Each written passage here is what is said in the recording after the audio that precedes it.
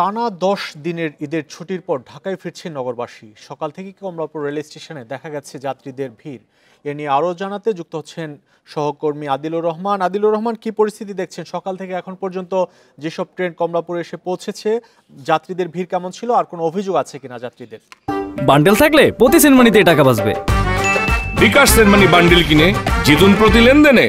আসলে কয়েকটি ট্রেন দেরিতে আসার খবর দিয়ে শুরু করতে চাই। সেটি হচ্ছে যে আমরা সকাল থেকে যেটি দেখতে পেয়েছি যে বুড়িমারি এক্সপ্রেস, রংপুর এক্সপ্রেস এবং একতা এক্সপ্রেস, এই উত্তরবঙ্গগামী যে তিনটি ট্রেন, এই তিনটি ট্রেনই আসলে দেরিতে কমলাপুর রেল স্টেশনে এসেছে। প্রায় 1 ঘন্টা বা তার বেশি সময় দেরিতে এখানে এসেছে।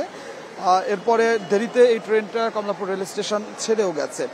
এই কারণে আসলে ভোগান্তিতে পড়তে হয়েছে যাত্রীদের। এবং এছাড়া যমুনা এক্সপ্রেস নামে আরেকটি ট্রেন আছে, এই ট্রেনটি যাত্রীরা অভিযোগ করেছেন। তারা বলছেন যে তারা টিকিট কেটেও অনেকে আসনে বসতে পারেননি এবং বগিতে আসলে স্ট্যান্ডিং যে টিকিট দেওয়া হয় আপনি জানেন, সেই টিকিটের সংখ্যা এতই বেশি ছিল যে পুরো যাত্রীদের চাপের কারণে সাধারণ যারা টিকিট কেটে ওই ট্রেনটিতে ভ্রমণ করেছেন তাদের আসলে খুব ভোগান্তির মধ্যে পড়তে হয়েছে। অর্থাৎ সকাল থেকে আমরা যতগুলো ট্রেন কমলাপুর রেল স্টেশনে আসতে দেখেছি, প্রত্যেকটি ট্রেনেই আমরা দেখতে পাচ্ছিলাম যে যাত্রীদের অতিরিক্ত চাপ আছে। আমরা রেলওয়ে কর্তৃপক্ষের সাথে যখন কথা বলছি, রেলওয়ে কর্তৃপক্ষ বলছে যে বিভিন্ন স্টেশনে যখন ট্রেনগুলো থামছে, যাত্রী নামছে, এই যে একটা সময় লাগার কারণে এই ট্রেনগুলো আসলে দেরিতে কমলাপুর রেল স্টেশন আসছে এবং দেরিতে কমলাপুর রেল স্টেশন ছেড়ে যাচ্ছে। তবে এখন পর্যন্ত শিডিউল বিপর্যয় হবার কথা রেলওয়ে কর্তৃপক্ষ বলছে না। তার কারণ হচ্ছে যখন না আসলে 3 ঘন্টা 4 ঘন্টা 5 ঘন্টা করে দেরি না হয়, ততক্ষণে আসলে শিডিউল বিপর্যয় রেলওয়ে কর্তৃপক্ষ থেকে আসলে বলতে চান না। রেলওয়ে কর্তৃপক্ষ যেহেতু আসলে 1 ঘন্টা বা তার বেশি সময় দেরিতে আসছে, এই কারণে এটিকে আসলে বিলম্ব হিসেবেই তারা ধরছেন।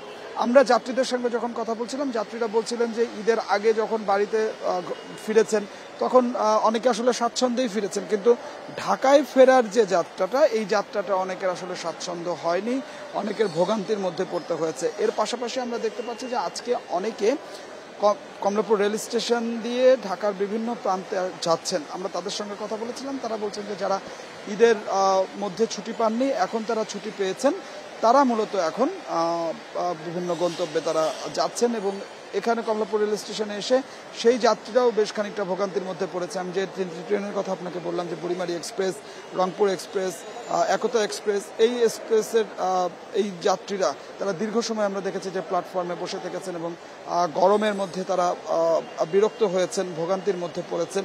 তো সব মিলিয়ে যেটি আসলে বলা যায় যে আজকে যেহেতু আসলে শেষ দিন ঢাকায় ফেরার, কারণ আগামীকাল থেকে আসলে পুরোদমে অফিস আদালত খুলে যাবে, দীর্ঘ একটি ছুটি ছিল, আজকে সবচেয়ে বেশি চাপটি পড়েছে রেলওয়ের উপরে। এবং রেলওয়ে আসলে সেটি স্বীকার করছেন যে আজকে সবাই আসলে আজকেই ঢাকায় ফিরতে চাচ্ছেন, যে কারণে তারা টিকিট দিতেও হিমশিম খেয়েছেন। এবং অনেক স্টেশনে যখন ট্রেনগুলো থামছে, তখন অনেকে টিকিট ছাড়া উঠে যাচ্ছেন। সেটি আসলে সেই চাপটা সামাল দিতেও রেলওয়ে কর্তৃপক্ষকে হিমশিম খেতে হচ্ছে। এবং আজকে দিনভরই এরকম এই যাত্রীদের চাপ থাকবে বলে রেলওয়ে কর্তৃপক্ষ আমাদেরকে বলছে। তারপরেও ছাদে ভ্রমণ, বেশ কয়েকটি ট্রেনকে আমরা দেখেছি যে বেশ কয়েকটি ট্রেনের ছাদে ভ্রমণ করেছে, রেলওয়ে কর্তৃপক্ষ সেটিও স্বীকার করছে। তবে তারা বলছেন যে এই যে অনিয়মগুলো আছে, এই অনিয়মগুলো ঠেকানোর জন্য তারা কাজ করছেন। তো আমার কাছে কমলাপুর ছুটি শেষে ঢাকায় ফিরছে মানুষ, সেই খবর কমলাপুর রেল স্টেশন থেকে জানাচ্ছিলেন সহকর্মী আদিলুর রহমান।